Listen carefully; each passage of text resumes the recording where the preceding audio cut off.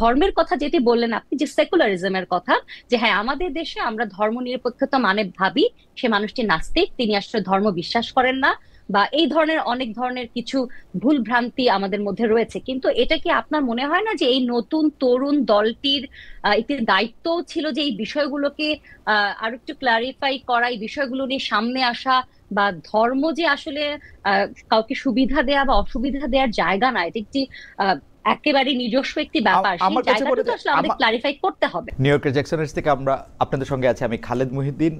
দেশে এখন পর্যন্ত আওয়ামী লীগের সেই শক্তির জায়গা না থাকলেও আওয়ামী লীগের বিভিন্ন ঝটিকা মিছিল দেখা যাচ্ছে। কেউ কেউ বলছেন যে এর জন্য দায়ী, কোনো সময় কেউ কেউ দায়ী করছেন সরকারের এক ধরনের নির্লিপ্ততা, কেউ কেউ দায়ী করছেন মানে যে রাজনৈতিক দলগুলো আছে সেই রাজনৈতিক দলগুলোর মধ্যে হচ্ছে অন্তর্কন্দলকে। আবার সরকারের গুরুত্বপূর্ণ ব্যক্তিরা দেশের বাইরে গিয়ে মুখোমুখি হচ্ছেন বিভিন্ন ধরনের আমি বলবো প্রতিবাদের, যে প্রতিবাদের ভাষা অনেক সময় শালীন থাকছে না, অনেক সময় সেটা ভয়ঙ্কর হয়ে উঠছে কেউ কেউ বলছেন। এর কারণ আসলে কি?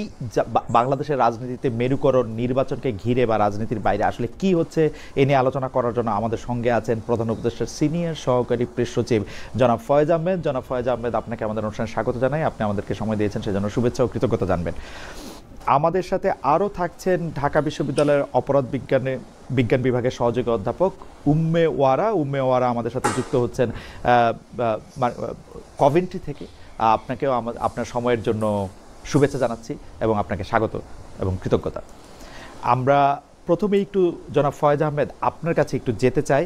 আমি একটু পুরনো বিষয়, ৩-৪ দিনের পুরনো বিষয়ের দিকে আপনার একটু দৃষ্টি আকর্ষণ করতে চাই। আমি কয়েকদিন আগে দেখেছিলাম যে সাবেক উপদেষ্টা, মানে এই অন্তর্বর্তীকালীন সরকারের সাবেক উপদেষ্টা এবং বর্তমানে এনসিপি দলের যিনি প্রধান আছেন, তিনি একটি তার ভেরিফাইড পেজে তিনি একটি ফেসবুক স্ট্যাটাস দিয়েছিলেন, যেটি আমি পড়ছি এরকম করে, যে তাকে কোট করছি, উনি মাহফুজ আলমের উপর লন্ডন দূতাবাসের সামনে হামলার, মানে লন্ডনে বাংলাদেশ দূতাবাসের সামনে হামলার প্রেক্ষিতে তিনি লিখছেন, মাহফুজ আলমের উপর হামলার ঘটনায় কোনোবারই অন্তর্বর্তী সরকার কোনো স্ট্রং পদক্ষেপ নেয় নাই, কোনো শক্ত বার্তা দেয় নাই, কোনো উপদেষ্টা বা প্রেস সচিব একটা মন্তব্যও কখনো করেন নাই। সরকার ও উপদেষ্টা পরিষদের ভেতরেও মাহফুজ আলমকে অপদস্থ হত্যার মৌন সম্মতি তৈরি করা হয়েছে। এই সরকার ও উপদেষ্টাগণ মাহফুজদের যথেচ্ছ ব্যবহার করে এখন মৃত্যুর মুখে ঠেলে দিচ্ছে। আমরা এগুলি মনে রাখছি, রাজনৈতিকভাবে এর জবাব দেওয়া হবে। আমার কোনো প্রশ্ন নাই জনাব ফয়েজ আহমেদ, আপনি যদি এই বিষয়টার মধ্যে থেকে একটু বলতেন। উনি বেশ কয়েকটা স্ট্রং মতামত দিয়েছেন। জি, খালিদ খালিদ ভাই, আপনাকে ধন্যবাদ। যারা আপনার এই শো এই মুহূর্তে দেখছেন তাদেরকে শুভেচ্ছা, একই সঙ্গে আমার সহালোচক যিনি আছেন তাকেও শুভেচ্ছা।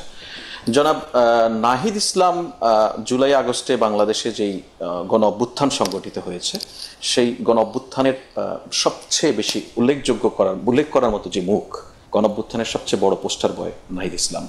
কিন্তু একই সঙ্গে নাহিদ ইসলামের যদি বর্তমান পরিচয় দেখেন, তিনি একটি রাজনৈতিক দলকে প্রতিনিধিত্ব করেন।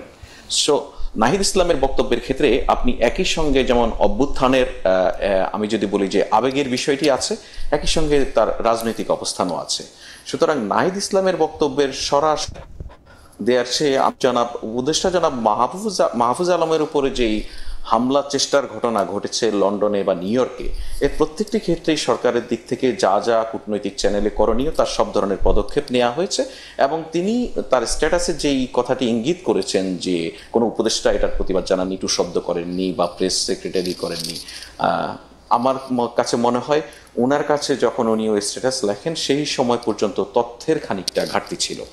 তথ্যের ঘাটতির কারণে হয়তো ওনার ইমোশন আছে। অফকোর্স উনি জুলাই আগস্টের অভ্যুত্থানের সময় একসঙ্গে ওনারা নিশ্চিত মৃত্যু সামনে জেনেও জীবন বাজি রেখে লড়াই করেছেন।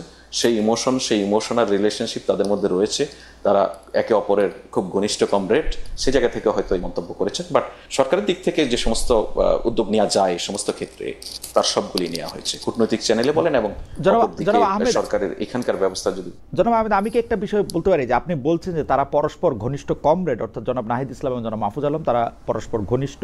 তো জনাব মাহফুজ আলম তো এখনো গদিনসীন উপদেষ্টা, তার মানে কি তিনি আসলে সরকারের মধ্যেও বা উপদেষ্টাদের মধ্যেও কি তিনি আলাদা বা কর্নার, মানে তারা কি তাকে তার পুরনো কমরেডদের কথা ভেবেই থাকতে হচ্ছে, মানে বিষয়টা কি এরকম? কারণ আপনি বলছেন যে তথ্যের ঘাটতি আছে, কিন্তু আমি কিন্তু প্রতি শব্দে শব্দে জনাব নাহিদ ইসলামের প্রতি শব্দে শব্দে আমি দেখছি যে তিনি এটা খুব আবেগের বশবর্তী হয়ে লিখেছেন তা না, তার দেয়ালে পিঠ ঠেকে গেছে বলে তিনি লিখছেন। মাহফুজ আলমকে অপদস্থ হত্যার মৌন সম্মতি তৈরি করা হয়েছে উপদেষ্টা পরিষদের ভিতরেও। যে দেয়ালে পিঠ ঠেকে গেছে, ঠিক ঠেকে গেছে কিনা এটা আমার জানা নেই, আপনি এক ধরনের ইন্টারপ্রেট করে নিচ্ছেন স্ট্যাটাস থেকে। জনাব মাহফুজ আলমের উপরে যে লন্ডনে বা নিউ ইয়র্কে যে হামলার ঘটনা ঘটেছে এটা অত্যন্ত ন্যাক্কারজনক, এবং এটা খুবই পরিষ্কার যে এই হামলা কারা করেছে, তারা ঘোষণা দিয়ে হামলা করার চেষ্টা করেছে। যদিও মাহফুজ আলম ওখানে ছিলেন না যেখানে হামলাটি হয়েছে, বা মাহফুজ আলমকে টার্গেট যেভাবে করেছেন সেভাবে সরকারের দিক থেকে যে ধরনের কৌশলগত নিরাপত্তার জন্য যে সমস্ত কৌশল সেখানে নেওয়া হয় সেটা সাকসেসফুল হয়েছে বলেই কিন্তু মাহফুজ আলম আক্রান্ত হননি কোথাও। তারা চেষ্টা করেছে, যারা এই অভ্যুত্থানের বিরোধী শক্তি বা যারা পতিত পরাজিত ফেসিবাদ, তারা এই চেষ্টাটা করছেন। আপনি জানেন যে অভ্যুত্থানের পর বাংলাদেশ থেকে বহু আওয়ামী লীগের নেতা কর্মী তারা পালিয়ে গেছে, তাদের কেউ ভারতে আছে, কেউ লন্ডনে আছে, কেউ নিউ ইয়র্কে আছে, আর অন্যান্য দেশেও আছে। সেই জায়গায় তারা যেহেতু ওই দেশগুলিতে এই ধরনের ডেমনস্ট্রেশন করার ক্ষেত্রে এক ধরনের অবাধ সুযোগ রয়েছে, সেই সুযোগটি নিয়ে থাকেন। আরেকটি জিনিস খালিদ ভাই আমি আপনাকে একটু জাস্ট উল্লেখ করি, এটা আমার অভিজ্ঞতার জায়গা থেকে বা আমি বিভিন্ন প্রবাসীদের সঙ্গে কথা বলে যেটা জানতে পেরেছি সেই জায়গা থেকে বলি। লন্ডনেও যখন আমরা গিয়েছিলাম এই ধরনের পরিস্থিতি আমরা দেখেছি নিজে। তো সেখানে যেটা হয় যে এই ধরনের ডেমনস্ট্রেশনগুলি করার ক্ষেত্রে বেশ কিছু লোক থাকে লন্ডনে বা নিউ ইয়র্কে, এরা হচ্ছে অ্যাসাইলাম সিকার, তারা ওখানে অ্যাসাইলাম সিক করে। তো অ্যাসাইলাম সিক করার ক্ষেত্রে তারা ইনকামবেন্ট যে গভর্নমেন্ট থাকে এখানকার, সেই ইনকামবেন্ট গভর্নমেন্টের সঙ্গে তাদের সম্পর্ক যে খুবই খারাপ, তারা যে দেশে ফেরার অবস্থায় নেই, এই ধরনের বিষয়গুলি প্রমাণের জন্য অনেক সময় এই ধরনের কাজ করে। জনাব ফয়েজ আহমেদ, তো এখানে জনাব ফয়েজ আহমেদ, আমি আপনাকে যে দিকটাতে মানে কাইন্ডলি একটু দেখতে বলতেছি সেই দিকটা হচ্ছে এরকম। আপনি বলতেছেন আওয়ামী ফেসিবাদ পতিত পরাজিত ফেসিস্টরা আক্রমণ করতেছে, কিন্তু জনাব নাহিদ ইসলাম মনে করতেছেন, আমি আবার বলি, জনাব নাহিদ ইসলাম মনে করতেছেন উপদেষ্টা পরিষদের ভিতরেও মাহফুজ আলমকে অপদস্থ হত্যার মৌন সম্মতি তৈরি করা হয়েছে। আমার কনসার্ন কিন্তু এই যে আওয়ামী লীগের যারা বিদেশে আছে, এটা কমপ্লিটলি অমূলক, এবং আমি মনে করি এটা জনাব নাহিদ ইসলামের আবেগের বহিঃপ্রকাশ। এটা আমরা তো উপদেষ্টা পরিষদে এটা আমরা ভাবতেও পারি না এই ধরনের কোনো কিছু। এটা মানে এটা ঠিক নয়। আমি যেটা আগেও বলছিলাম যে অভ্যুত্থানের শক্তি, অভ্যুত্থানের, জি আপনি শেষ করেন প্লিজ। এটা কিছুটা ইমোশন তো থাকবেই, সেই ইমোশনকে আমি সম্মান করি, শ্রদ্ধা করি, এবং জনাব নাহিদ ইসলামের প্রতি মাহফুজ আলমের প্রতি নাহিদ ইসলামের এই ধরনের ইমোশন থাকবে, এটা খুব স্বাভাবিক এবং থাকাই উচিত। মানে আর উপদেষ্টা পরিষদে আর কারো প্রতি থাকবে না নাহিদ ইসলামের কোনো ইমোশন? ডক্টর ইউনূসের প্রতি থাকবে না? আপনাদের প্রতি থাকবে না? দেখুন, উনি তো উপদেষ্টা পরিষদকে না, খেয়াল করেন জনাব ফয়েজ আহমেদ, আমি যেটা বুঝতে চেয়েছি আপনি খেয়াল করেন, উনি কিন্তু সেই স্ট্যাটাসটা এখন আপনি বুঝতে পেরেছেন। আচ্ছা আমি অন্যভাবে বলি জনাব ফয়েজ আহমেদ, প্রেস থেকে এই ব্যাপারে স্টেটমেন্টটা কি করা হয়েছে আসলে মাহফুজ আলমের বিরুদ্ধে আক্রমণটা করার ক্ষেত্রে আপনার প্রেস সেকশন থেকে কি করা হয়েছে? প্রথম কথা হচ্ছে যে প্রেস সেকশন থেকে যে স্টেটমেন্টটা দেওয়া হয়েছে সেটার নিন্দা জানানো হয়েছে প্রেস থেকে নয়, অন্তর্বর্তীকালীন সরকারের পক্ষ থেকে, এবং একই সঙ্গে প্রয়োজনীয় যে সমস্ত ব্যবস্থা গ্রহণ করা যেতে পারে কূটনৈতিক পরিমণ্ডলে বা কূটনৈতিক চ্যানেলে, সেই ব্যবস্থাগুলি গ্রহণ করার বিষয়েও সেখানে জানানো হয়েছে, ব্যবস্থা নেওয়া হচ্ছে। তো এখানে আপনি আসলে যে কথাটা বলছেন যে জনাব নাহিদ ইসলাম এবং মাহফুজ আলম একে অন্যের প্রতি ইমোশনের জায়গা, অন্যদের প্রতি সেটা থাকবে কি থাকবে না, তাই তো? অন্যদের প্রতি আসলে কার প্রতি কার ইমোশন কিরকম থাকবে সেটা আমরা তো বলতে পারি না। তবে একটা অভ্যুত্থানের মধ্যে দিয়ে, ধরুন আপনার একজন দীর্ঘদিনের সহকর্মী, আপনার একজন দীর্ঘদিনের স্কুল ফ্রেন্ড, কলেজ ফ্রেন্ড, তার জন্য আপনার যেরকম ইমোশন থাকবে বলে আমরা খুব সাধারণভাবে ধরে নেই। আপনার সঙ্গে একই রকম সম্পর্ক নয় বা একই রকম অবস্থার মধ্য দিয়ে আসেননি, তার সঙ্গে আপনার সম্পর্কটা ঠিক কেমন হবে এটা বা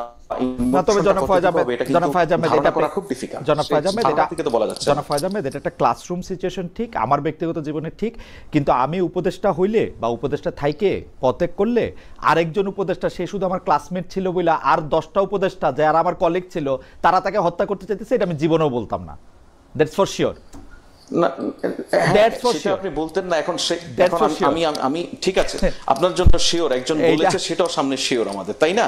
তো কিন্তু সেক্ষেত্রে এই সেটা জায়গাটা বলার খালিদ ভাই মধ্যে কি কোনো করতে হবে? সেটা বলার মধ্যে কোনো জায়গা আছে নাকি? আমি জি, বলছি জি। সেই জায়গাটা সেই জায়গাটা পরিষ্কার এবং সবচেয়ে সুন্দর হবে আমার ধারণা, আপনি যদি জনাব নাহিদ ইসলামকে এই বিষয়ে একটি প্রশ্ন করতে পারেন। আমার কাছে মনে হচ্ছে যে জনাব নাহিদ ইসলাম এটাতে উত্তরই দিচ্ছেন, এটার মধ্যে প্রশ্নের জায়গা রাখেন নাই, তিনি সিদ্ধান্ত দিচ্ছেন এবং এটা তিনি প্রত্যাহারও করেন নাই। আমি আরেকটা লাইন সম্পর্কে খালি আপনি একটু দৃষ্টি আকর্ষণ করি। এই সরকার ও উপদেষ্টাগণ মাহফুজদের যথেচ্ছ ব্যবহার করে এখন মৃত্যুর মুখে ঠেলে দিচ্ছে। আপনি কি আর কিছু বলবেন? ওনার কাছে কোনো প্রশ্নের জায়গা আছে? উনি তো সিদ্ধান্ত দিচ্ছেন। না, ওনার কাছে খালিদ ভাই আপনি যদি বলেন প্রশ্নের জায়গায় নেই, তাহলে বাংলাদেশের আর কোনো মানুষ প্রশ্ন না, আমার খুঁজে কাছে পাবে মনে না। হয় আপনি হচ্ছেন প্রশ্ন। না, আমার কাছে মনে হয় যে উনি সিদ্ধান্ত দিচ্ছেন ফয়েজ, আমার কাছে মনে হয় যে উনি সিদ্ধান্ত দিচ্ছেন। সেই বিবেচনায় আমি না,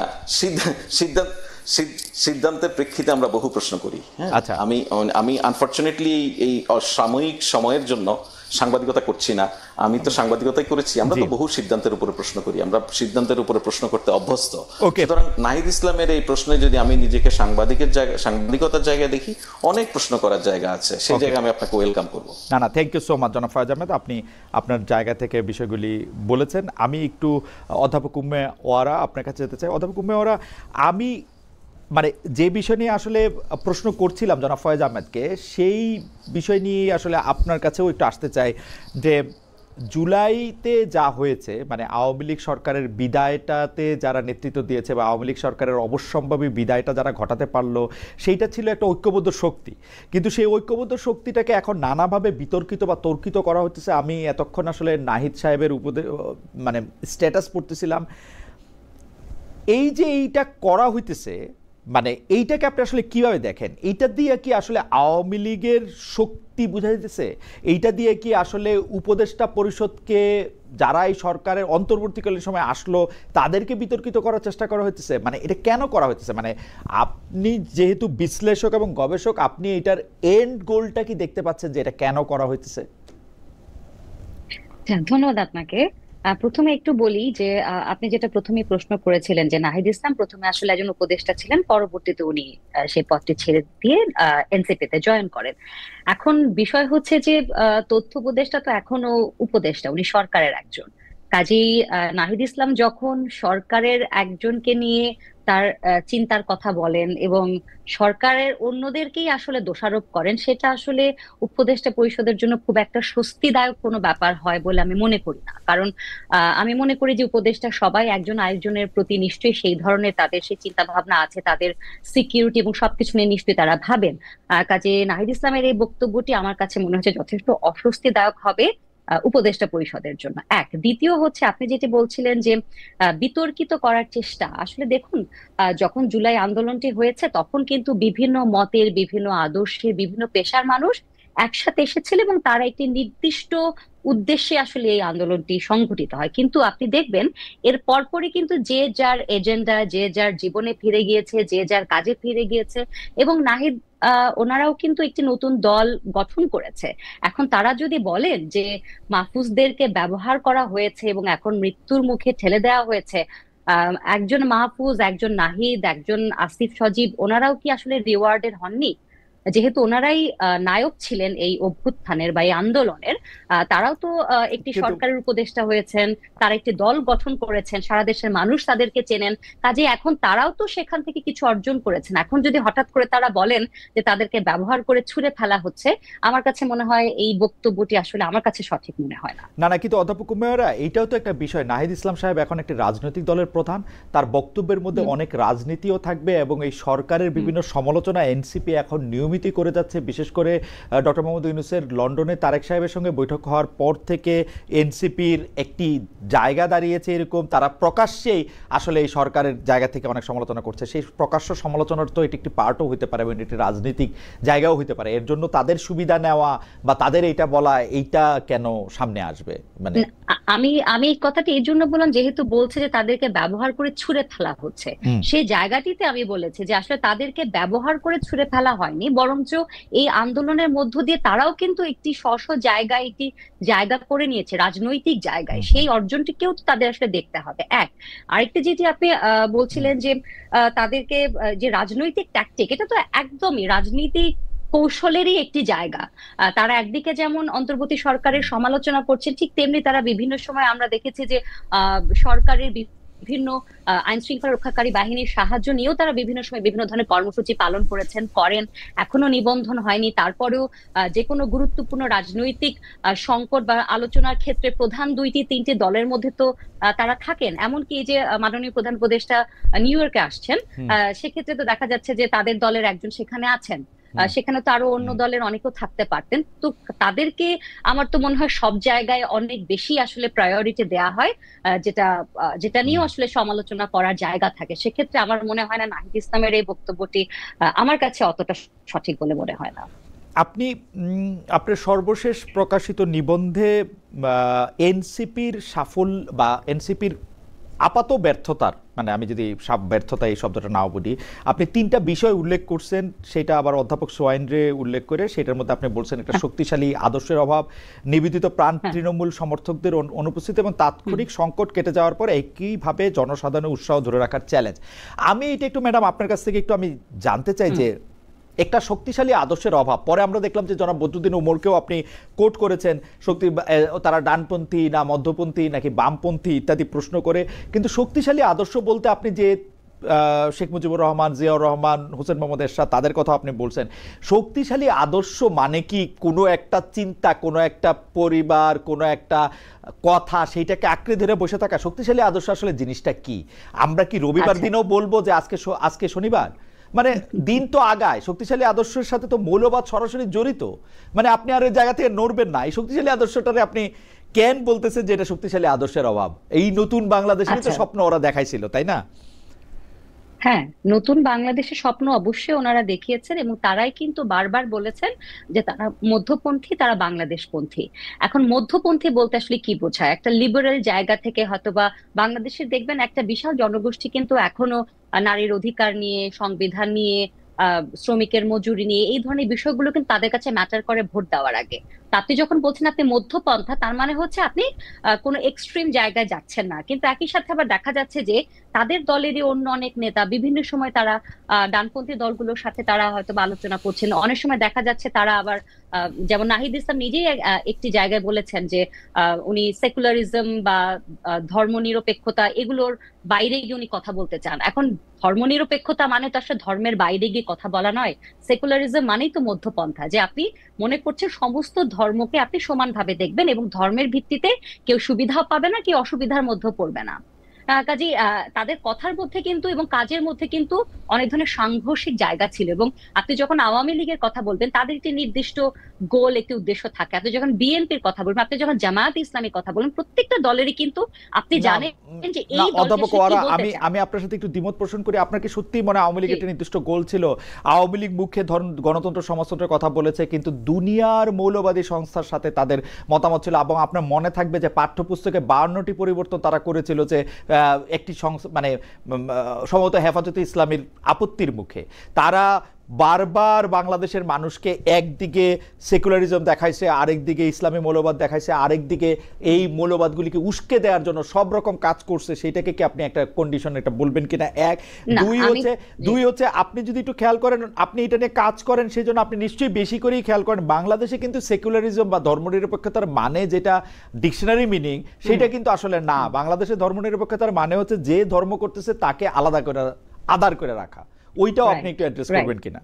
রাইট, রাইট। এখন দেখেন আমি যেটা বলছিলাম যে প্রত্যেকটা দলের একটা ফর্মাল একটা গোল বা উদ্দেশ্য, একটা তাদের কথা থাকে যে এই দলের কথা কোনটি, এই দলের কথা কোনটি। নির্বাচনী ইশতেহারে কিন্তু আমরা দেখি আচ্ছা বিএনপি এবার কি বলছে, জামায়াত ইসলামী কি বলছে, বা আমরা দেখবো এনসিপি কি বলছে।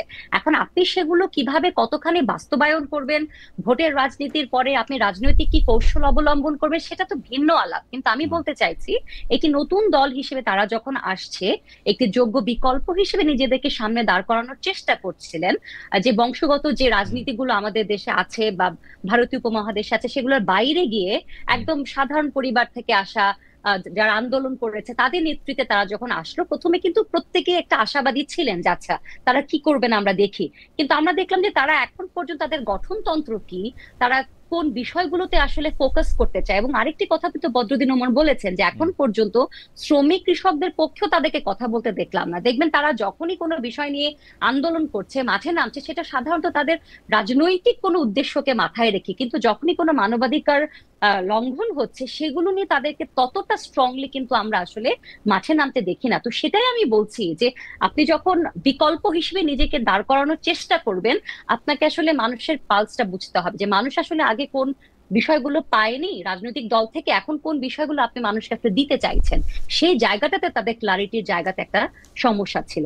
আর ওকে। দ্বিতীয়ত ধর্মের কথা যেটি বললেন আপনি, যে সেকুলারিজমের কথা, যে হ্যাঁ আমাদের দেশে আমরা ধর্ম নিরপেক্ষতা মানে ভাবি সে মানুষটি নাস্তিক, তিনি আসলে ধর্ম বিশ্বাস করেন না, বা এই ধরনের অনেক ধরনের কিছু ভুল ভ্রান্তি আমাদের মধ্যে রয়েছে। কিন্তু এটা কি আপনার মনে হয় না যে এই নতুন তরুণ দলটির একটি দায়িত্ব ছিল যে এই বিষয়গুলোকে আরো একটু ক্লারিফাই করা, এই বিষয়গুলো নিয়ে সামনে আসা, বা ধর্ম যে আসলে কাউকে সুবিধা দেয়া বা অসুবিধা দেওয়ার জায়গা না, এটা একটি একেবারে নিজস্ব একটি ব্যাপার, সেই আমার কাছে মনে জায়গাটা তো আসলে আমাদের ক্লারিফাই করতে হবে। আমার কাছে মনে হয় যে আপনি শুধু এই ব্যাপারটাতে একটু এইটা দেখবেন কিনা যে বাংলাদেশের রাজনীতিতে ধর্মকে যেভাবে ব্যবহার করা হয়েছে, বিশেষ করে আওয়ামী লীগ, বিএনপি যেভাবে ব্যবহার করছে, যাদের নামের সাথে আসলে ইসলাম নাই, তারা যেভাবে ব্যবহার করছে, তারপরে আইসা নতুন একটা রাজনৈতিক দলের জন্য মানে একটা ধর্মরে আলাদাভাবে ব্যবহার না করে একটা প্ল্যাটফর্ম দেওয়া, একটা একটা প্ল্যাটফর্মে কাজ করা, এটা কিন্তু আসলে খুবই জটিল। এবং তারা কিন্তু কোনোভাবেই আপনারা যারা গবেষক আছেন, শিক্ষক আছেন, প্রাবন্ধিক আছেন, তাদের সহায়তা আসলে পায় নাই যে কিভাবে হইলে একটা মানুষকে আরেকটা জায়গা থেকে আদার করতে হবে না। আমরা কিন্তু একটা দীর্ঘ সময় ধরে দেখছি যে সে শুধু একটা দল করে, আদর্শ করে, একটা মুসলমানের একটা দল করে ধরা যাক, তাকে আমরা একটা কর্নার করে রাখবো, কারণ তার কথা আমরা এখন শুনবই না। ওই যখন একটা পরিস্থিতি তৈরি হয় তখন ওদের আর এর চেয়ে বেটার কি করার ছিল, এবং ওদের তো সময় তো শেষ হয়ে যায় না, 6 মাস 8 মাস হয়েছে দলটা হয়েছে। Right, right.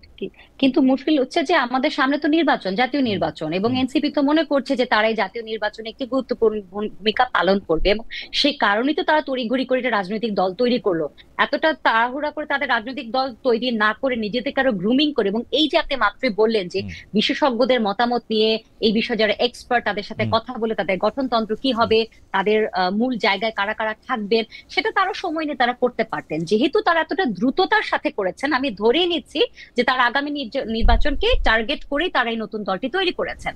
এখন আপনি যদি বলছেন যে বাংলাদেশে যে ধর্মকে প্রত্যেকটি রাজনৈতিক দলই বিভিন্নভাবে ব্যবহার করেছে, সেটি একটি নতুন রাজনৈতিক দলের পক্ষে আসলে সেটির বাইরে গিয়ে চিন্তা করা জটিল। কিন্তু তাহলে আপনি আমাকে বলেন, আমি তাহলে পুরনো দোকান থেকে দ্রব্য না কিনে নতুন দোকানে কেন যাব?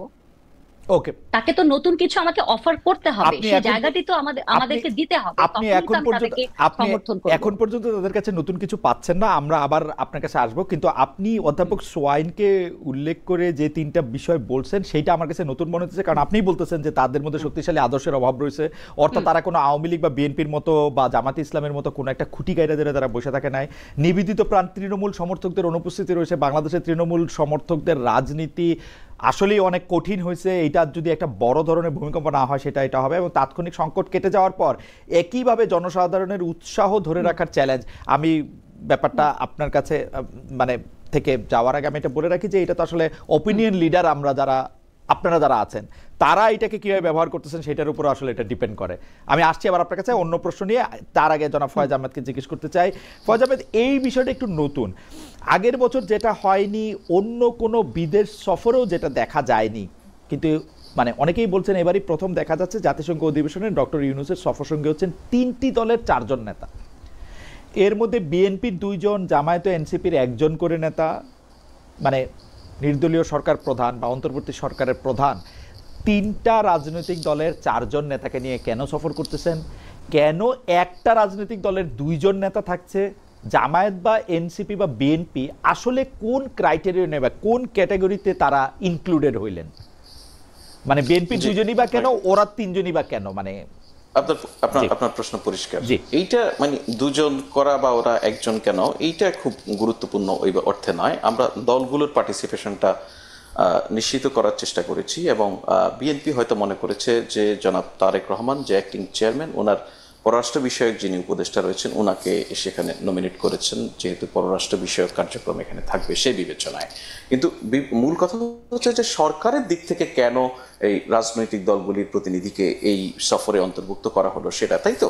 না, এই তিনটা দলটাও একটু বললেন, মানে কেন বিএনপি, কেন এনসিপি, কেন জামাত ইসলামী? জি বলবো। তো সরকারের দিক থেকে মনে করা হচ্ছে যে এই যে জাতিসংঘের যে অধিবেশনে ইন্টারিম গভর্নমেন্টের প্রধান বাংলাদেশকে প্রতিনিধিত্ব করবেন, এইটা অলমোস্ট এই সরকারের শেষ দিকে এসে একটা বড় কর্মসূচি। এই এই জাতিসংঘের এই যে সাধারণ অধিবেশন, এই অধিবেশনে যে সমস্ত বিষয় আলোচিত হবে বা যে সমস্ত বিষয়, আপনি জানেন যে শুধু অধিবেশন নয়, এনে সাইডলাইনেও প্রচুরগুলি মিটিং থাকে, বাইলেটারালস থাকে, অনেক কিছু সেই জায়গায়। এবং আরেকটা গুরুত্বপূর্ণ ইভেন্ট আছে আমাদের, রোহিঙ্গা বিষয়ক একটা ইন্টারন্যাশনাল কনফারেন্স সেখানে অনুষ্ঠিত হবে। এই টোটাল বিষয়টা কিন্তু কন্টিনিউশনের একটা ব্যাপার আছে, যে আগামীতে বাংলাদেশ রাষ্ট্রের যারা দায়িত্বভার গ্রহণ করবেন সেই রাজনৈতিক নেতৃত্ব যেন এই বিষয়গুলির কন্টিনিউশনটা ধরে রাখতে পারেন, সেই বিবেচনায় এটা সরকারের একটা অভিপ্রায় যে রাজনৈতিক দলগুলির প্রতিনিধি যদি এই আলোচনাগুলিতে প্রত্যক্ষভাবে থাকেন তাহলে ভবিষ্যতে তাদের এই কাজগুলি সহজ হতে পারে। বাংলাদেশের যে অমীমাংসিত বা গুরুত্বপূর্ণ ইস্যুগুলি রয়েছে সেগুলি মীমাংসার ক্ষেত্রে বা সলিউশনের ক্ষেত্রে রাজনৈতিক নেতৃত্বের জন্য সেটা সহজ হবে। আপনি যদি খেয়াল করে দেখবেন যে রোহিঙ্গা ইস্যুটা হচ্ছে যে আপনার 2017 সালের পর থেকে এই শেখ হাসিনা পালিয়ে যাওয়ার আগ পর্যন্ত সময়ে কখনোই বাংলাদেশে এত বড় একটা জাতীয় সংকট বা এত বড় গুরুত্বপূর্ণ একটা আঞ্চলিক এবং আন্তর্জাতিক সংকট, সেটাকে মোকাবেলার ক্ষেত্রে কখনোই বাংলাদেশে অপরাপর রাজনৈতিক নেতৃত্বকে কোনোভাবে সম্পৃক্ত করা হয়নি। সাম্প্রতিক সময়ে আপনি যদি গত কয়েক সপ্তাহ আগে দেখেন যে কক্সবাজারে রোহিঙ্গা বিষয়ে একটি বড় সম্মেলন অনুষ্ঠিত হয়েছে, সেটিও আন্তর্জাতিক সম্মেলন ছিল। বিদেশ থেকে বিভিন্ন প্রতিনিধিরা এসেছেন, আমার বাংলাদেশে থাকা বিভিন্ন দূতাবাসের প্রতিনিধিরা, অ্যাম্বাসেডররা অংশ নিয়েছেন এবং রোহিঙ্গা প্রতিনিধিরা প্রথমবারের মতো নিজেদের কথাগুলি নিজেরা সেখানে বলেছেন। সেখানেও কিন্তু সরকার অনেকগুলি রাজনৈতিক দলের নেতৃত্বকে সেখানে সম্পৃক্ত করেছে, রাজনৈতিক দলের নেতৃত্বকে সরাসরি প্রত্যক্ষভাবে রোহিঙ্গা ক্রাইসিসের সঙ্গে পরিচয় করে দিয়েছে। আমি অন্য কথা যাওয়ার আগে একটু রোহিঙ্গাটা জিজ্ঞেস বলি। ডক্টর মোহাম্মদ ইউনূস বলেছিলেন আগামী ঈদ রোহিঙ্গারা তাদের নিজের দেশে গিয়ে করবেন, এই ব্যাপারটা কি ওই রাইট ট্র্যাকে আছে? মানে আগামী ঈদ আসতে হয়তো 3-4 মাস, 5-6 মাস। আপনি যদি খেয়াল করেন দেখবেন খালিদ ভাই, আপনি রোহিঙ্গা ইস্যুটা গ্লোবাল যেই এজেন্ডার ক্যালেন্ডার সেখান থেকে আসলে হারিয়ে গিয়েছিল। অনেকগুলি আর ইউক্রেন ওয়ার সহ নানান গ্লোবাল গুরুত্বপূর্ণ ইস্যু এসে রোহিঙ্গা ইস্যুটা আমাদের বিশ্ব নেতৃত্বের যে আলোচনা, আমাদের যে ডোনার এজেন্সিস, ডোনার কান্ট্রিজ, তাদের এজেন্ডা থেকে হারিয়ে গিয়েছিল। প্রফেসর মোহাম্মদ ইউনূস দায়িত্ব গ্রহণের পর থেকেই উনি চেষ্টা করেছেন যে এই ইস্যুটা যেন হারিয়ে না যায়, এটা যেন একটা শান্তিপূর্ণ সলিউশনের দিকে আমরা যেতে পারি, মানুষের মুখে ঠোঁটে থাকুক। এই তো মানুষের নয় মূলত যারা আমাদের এখানে ফান্ডিং করে, দেখুন এদেরকে পরিচালনার জন্য বিপুল অর্থের ব্যাপার রয়েছে। এখানে তাদের শান্তিপূর্ণ প্রত্যাবর্তনের জন্য আন্তর্জাতিক বিভিন্ন প্লেয়ারের এখানে বড় বড় আমার মনে হয় আমরা রোহিঙ্গা ইস্যু নিয়ে আমরা আলাদা কথা বলতে পারি। আমার বিবেচনায় রোহিঙ্গা ইস্যু নিয়ে সরকার আওয়ামী লীগ সরকারের থেকে এক চুলো আগায় নাই, কিন্তু এটা পাবলিসিটির জায়গা থেকে অনেক বেশি ব্যবহার করা হচ্ছে। যাই হোক, এটা নিয়ে আমরা আলাদা করে কথা বলতে পারবো। আপনি এখন বলেন যে ঠিক আছে, এই রোহিঙ্গা ইস্যুটারেও যদি অ্যাড্রেস করতে আন্তর্জাতিকভাবে বিএনপি, এনসিপি এবং জামাতে ইসলামী, যেহেতু সরকার কি মনে করছে এই 3 দলই আসলে পরবর্তী রাষ্ট্র ক্ষমতায় আসবে, 3 দলের কেউ? খালিদ ভাই, এখানে আপনি যে জায়গাটা শেষ করতে চাচ্ছেন, আপনি একটা অপিনিয়ন দিয়ে শেষ করার ফলে আমি যদি সেটাতে একটা রেসপন্স না করি তাহলে আমার প্রতি আপনার দিক থেকে একটু জুলুম হয়ে যাবে। ছোট্ট একটা রেসপন্স করি। ডেফিনেটলি আপনি যেটা বলছেন আওয়ামী লীগের থেকে এক চুলো আগায়নি। আমি একজন রিপোর্টার হিসেবে যখন ছিলাম, আমি দীর্ঘদিন রোহিঙ্গা ইস্যুটা কভার করেছি নানান ফর্মে। আপনি বিশ্বাস করেন আওয়ামী লীগ রোহিঙ্গা ইস্যুটাকে নিয়ে কোনোভাবে এগোতেই চায়নি। এই সরকার রোহিঙ্গা ইস্যুটি নিয়ে অত্যন্ত সিরিয়াস। এই সরকার রোহিঙ্গা ইস্যুটাকে নিয়ে এত ইনভলভমেন্ট তৈরি করেছে, সেখানে ফুড এইডের জায়গাটা বাড়ানোর বিষয়ে চেষ্টা করেছে, কিছুটা বাড়ানোর সক্ষম হয়েছে। এখানে আরো রোহিঙ্গা এসেছে, সেই জায়গাগুলিতে কাজ করা, তাদেরকে গ্লোবাল কমিউনিটিকে সেখানে এঙ্গেজ করা এবং প্রত্যাবর্তনের বিষয় নিয়ে প্রথমবারের মতো মিয়ানমারের কাছ থেকে রোহিঙ্গাদেরকে রোহিঙ্গা হিসেবে স্বীকৃতি আদায় করার বিষয়টা, এগুলিকে যদি আপনি বলেন এক চুলো আগায়নি, তাহলে আপনার সঙ্গে এটাকে আগানো যদি না বলা। ঠিক আছে, না আপনি প্রত্যেকটা জিনিসই মানে আপনি যেহেতু ওই পারে আসেন, আমি এটা নিয়ে আসলে তর্ক করবো না, মানে আপনি ট্রুথ বেটার করে বলতেছেন আর কি। আচ্ছা, আমি আমি এবার আমি আমি শুধু আমি শুধু আপনাকে একটু বলি যে আমি এইটাকে আগাইতে চাই নাই, আর আমি আগাইতে চেষ্টা করতেছি, মানে আগানো না, কিন্তু আমি মেসির মতো খেলতে চাই মানে এই যে আমি মেসির মতো খেলতে পারবো ব্যাপারটা এরকম না। আমি বলতেছি হচ্ছে যে ফ্যাক্ট রিমেন্স রোহিঙ্গাদের অবস্থা যেরকম ছিল, আমি আপনাকে আবার বলতেছি রোহিঙ্গাদের অবস্থা যেরকম ছিল, আপনি আমার ডেটা দেখান বা আপনার সাথে নিশ্চয়ই আমার আরো কথা হবে, এক চুলো তাদের অবস্থার পরিবর্তন হয় নাই। আপনারা মুখে বড় বড় কথা বলছেন। সামনে অ্যাক্সেস থাকে, আপনি যদি আপনার সামনে অ্যাক্সেস থাকে, আমি যদি আপনাকে একটা কুইক সার্চ দিতে বলি, আপনি দেখুন তো সর্বশেষ রোহিঙ্গা ক্যাম্পে খুনাখুনির ঘটনা কবে ঘটেছে। ও আচ্ছা, খুনাখুনি আপনাকে জাস্ট এতটুকু বললাম যে ক্যাম্পে একটা স্থিতিশীল পরিস্থিতি তৈরি করা সক্ষম হয়েছে, ক্যাম্পে এতগুলি গ্রুপকে একত্রিত করে তাদেরকে এই জায়গায় নিয়ে আসা সক্ষম হয়েছে যে আপনারা খুনাখুনি থামাইছেন, নিজেদের আপনারা খুনাখুনি থামাইছেন, এটা ভালো। মানে আমি আপনাকে একটা, আপনি যে বললেন যে এক চুলো কিছু এগোয়নি বা কিছুই হয়নি, সেখানে আছে সেই জায়গা। আমি বলি ফয়েজ, আমি বলি আপনারা যে বার্মা সরকারের সঙ্গেও কথা বলতেছেন, ওই রেবেল আর্মিটার সঙ্গেও কথা বলতেছেন, এইটা করে আপনারা একটা টাইম বম ওইখানে করতেছেন, দুইটা মারামারি লাগা প্রতিপক্ষের সঙ্গে আপনারা একই সঙ্গে কথা বলতেছেন এবং সেটা প্রকাশ্যে বলতেছেন যে আপনারা রেবেলদের সঙ্গে কথা বলতেছেন, সরকারের সঙ্গে কথা বলতেছেন। যাই হোক, আমি আজকে আমার এটা বিষয় না, আপনার সাথে এটা নিয়ে আমার কথা হবে, এটা নিয়ে নিশ্চয়ই আমারও এই অল্প বিস্তর একটু আমি খেয়াল করি এখানে কি হইতেছে, সেটা নিশ্চয়ই আপনার সাথে। আমি এটা শুধু জানতে চাই যে আপনারা রোহিঙ্গা বিষয়টি আন্তর্জাতিকভাবে যখন এটাকে সামনে নিয়ে আসবেন, তখন বিএনপি, এনসিপি এবং জামায়াতে ইসলামীকে যে আপনারা চুজ করলেন, আপনারা মনে করেন কিনা যে পরবর্তী সরকার এই তিনটি দলের মধ্যে থেকেই আসলে গঠিত হবে?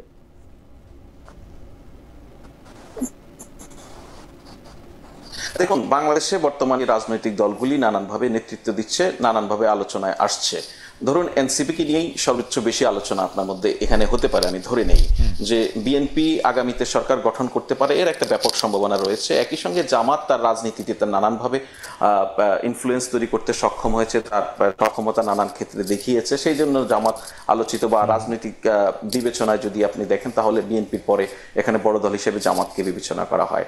আরেকটা হচ্ছে যেটা নিয়ে আপত্তি বা যেটা নিয়ে কথা হতে পারে আপনার, সেটা হচ্ছে ওয়াই এনসিপি, তাই তো?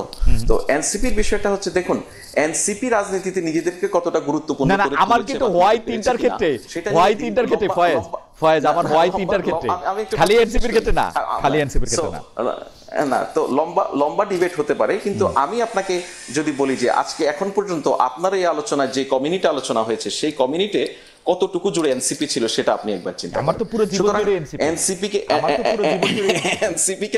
এনসিপিকে নানানভাবে চিন্তা করতে হচ্ছে, এবং অভ্যুত্থানের মধ্য দিয়ে যেই রাজনৈতিক দল গড়ে উঠেছে, সরাসরি আমি বলছি না যে অভ্যুত্থানে যারা অংশ নিয়েছে তাদের প্রত্যেকের রাজনৈতিক দল এনসিপি, অভ্যুত্থানে অংশ নেওয়া যারা নেতৃত্ব দেয় অংশ, তাদের একটা বড় অংশ নিয়েই এনসিপি গড়ে উঠেছে। তারা একটি নতুন রাজনৈতিক দল। তারাও, আমাদের যদি সরকারের যদি ক্যাপাসিটির মধ্যে থাকতো, হয়তো সব রাজনৈতিক দলকে ইনক্লুড করার চেষ্টা করা যেত, কিন্তু মনে করা হচ্ছে যে এই রাজনৈতিক দলগুলোকে ইনক্লুড করার মধ্য দিয়ে অপরাপর রাজনৈতিক দলের প্রতিনিধিত্ব এক ধরনের মোটামুটি নিশ্চিত করা সম্ভব হয়। সেই বিবেচনা থেকে এই তিনটি দলকে নিশ্চিত ইনভাইট করা বা অন্তর্ভুক্ত করা। ওকে, আমি জনাব ফয়েজ আহমেদ আপনাকে অনেক ধন্যবাদ। আমি একটু অধ্যাপক উম্মে ওয়ারা আপনার কাছে আসতে চাই। আমি একটা বিষয় কিন্তু এখন পরিষ্কার, বাংলাদেশের রাজনীতিতে আসলে জুলাই আন্দোলনের পরে আমরা একটা নতুন বাকবদল অবশ্যই দেখতে পাচ্ছি, যেখানে রাজনীতিতে যদি আমি একদম খুব ভদ্র ভাষায় বলি, এটা একটা ভবিষ্যৎমুখী রাজনীতির দিকে যাচ্ছে, কিন্তু সেই ভবিষ্যৎমুখী রাজনীতি অতীতের কোন পাটাতনে দাঁড়িয়ে থাকবে সেটা নিয়ে কনফিউশন দেখা যাচ্ছে। আপনার কথার সাথে আমি কিছুটা একমত, কিন্তু আপনি কি মনে করেন যে এই যে একটা দীর্ঘ সময় আমি যদি বলি যে উমুক রাজাকার, তুমুক ইসলাম বিরোধী, তুমুক ইসলামপন্থী, তার চেহারা এরকম, এইটার বাইরে এসে যে একটা রাজনীতি করার চেষ্টা করা হচ্ছে, কেউ কেউ বলছেন এতে করে আসলে রাজনৈতিক অপরাধ প্রবণতাকেও আসলে উস্কে দেওয়া হচ্ছে। আপনি এইটাকে আসলে কিভাবে দেখেন একজন অপরাধ বিশেষজ্ঞ হিসেবে? আমি বুঝি নাই রাজনৈতিক অপরাধ প্রবণতা হিসেবে মানে এখন তো এটা একটা দখলদারত্বের ব্যাপারটা চলে আসছে। মানে আমি তো এখন সত্ত্বাধিকারের সংঘাতটায় আমি এখন নিজেকে বিবৃত করতেছি এবং আমার কোনো একটা সেট রুল নাই। মানে আমি এই জুলাইয়ের আন্দোলন পর্যন্ত আগে পর্যন্ত জানতাম যে আমি জামায়াত করি সুতরাং আওয়ামী লীগ আমার শত্রু, বা আমি আওয়ামী লীগ করি বিএনপি আমার শত্রু, বিএনপি করি জামায়াত আমার শত্রু। ওরকম ভাবে এইটার আর কোনো বাইনারি এরকম শত্রু মিত্র নাই। আজকে যে আমার শত্রু, কালকে তাকে আমরা মিত্র দেখতে পাচ্ছি। আমরা দেখতে পাচ্ছি এনসিপি জামায়াতের সাথে অনেক বন্ধুত্ব হলো। এই ডাকসু ইলেকশনে এনসিপি কিন্তু তার ছাত্রদল দিয়ে তার ছাত্র সংগঠন দিয়ে সবচেয়ে বেশি আক্রমণের শিকার হয়েছে জামায়াতে ইসলামের ছাত্র সংগঠন কর্তৃক। সো এই যে একটা ভলাটাইল জায়গা, এবং এটার মধ্যে কিন্তু বিভিন্ন ধরনের অপরাধ, বিশেষ করে নারী, সংখ্যালঘু, মাজার, এগুলির প্রতি এই অপরাধগুলি আসতেছে, দখল করার জন্য যে একটা অপরাধ প্রবণতা, এমনকি চাঁদাবাজি দুর্নীতিতেও যুক্ত হওয়াটা আসতেছে। এইটা আপনি আসলে কিভাবে দেখেন, বা এটার কি করার? ধন্যবাদ। জি জি, বুঝতে পেরেছি। বিষয়টা হচ্ছে যে একটা হচ্ছে নির্বাচনে ঠিক আগে, তো এখন আসলে একজন আরেকজনের পক্ষে কথা বলবে, আবার পরের দিনই সে নির্বাচন তার বিপক্ষে কথা বলবে। একটা কথা বলে না যে রাজনীতি আসলে শেষ কথা বলে কিছু নাই, এবং আরেকটা শব্দ ব্যবহার করা হয় প্রেসার ট্যাকটিক্স। আপনি বিভিন্ন প্রেসার দিবেন, দিয়ে আপনি একটু নিজেদের মধ্যে একটু জোট করবেন, কার সাথে করবেন কার সাথে করবেন না, এগুলো আসলে গরম গরম কথাবার্তাগুলো আসলে সেই ট্যাকটিক্স এর একটা অংশ। সেটাকে আমি খুব একটা সিরিয়াসলি নেই না। এটা আমার মনে হয় নির্বাচন আগে বাংলাদেশের এটা একটা কালচার, যে এই ধরনের ঘটনা ঘটে থাকে। যে জায়গাটিতে আপনি বলছিলেন যে বিভিন্ন ধরনের দখলদারিত্বের যে অর্থ কেলেঙ্কারি হতে পারে বা চাঁদাবাজি হতে পারে, সেই জায়গাটায় আসলে আমার মনে হয় যে দীর্ঘ সময় যেহেতু আওয়ামী লীগ ছিল, অন্যান্য দলের যারা রাজনৈতিক নেতৃবৃন্দ বা কর্মীরা, তারা তো আসলে নিষ্পেষিত হয়েছে, তারা আসলে ক্ষমতার এই দিকে আসতে পারেননি। কাজে অনেকদিন পরে আপনি যখন অনেকক্ষণ না খেয়ে থাকবেন, তারপর আপনি আপনার সামনে যখন খাবার দিবে, আপনি কিন্তু একটু বেশি খেয়ে ফেলবেন, বা আমি কিন্তু একটু বেশি খেয়ে ফেলবো।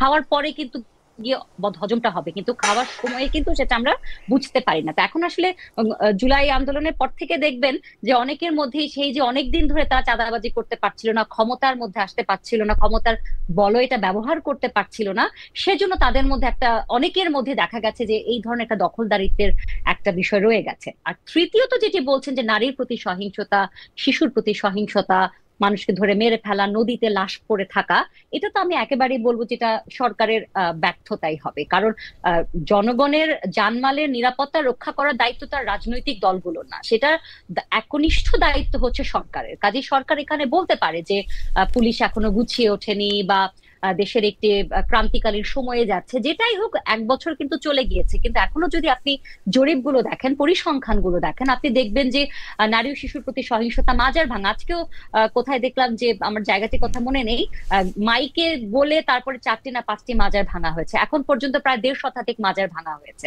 এখন পর্যন্ত অনেক ধরনের ঘটনা ঘটেছে, তৌহিদি জনতা, মব, সন্ত্রাস, এগুলো নিয়ে আমরা অনেক কথা বলেছি। এটা তো আসলে সরকারের ব্যর্থতা, এটা নিতে হবে, কিচ্ছু করার নেই।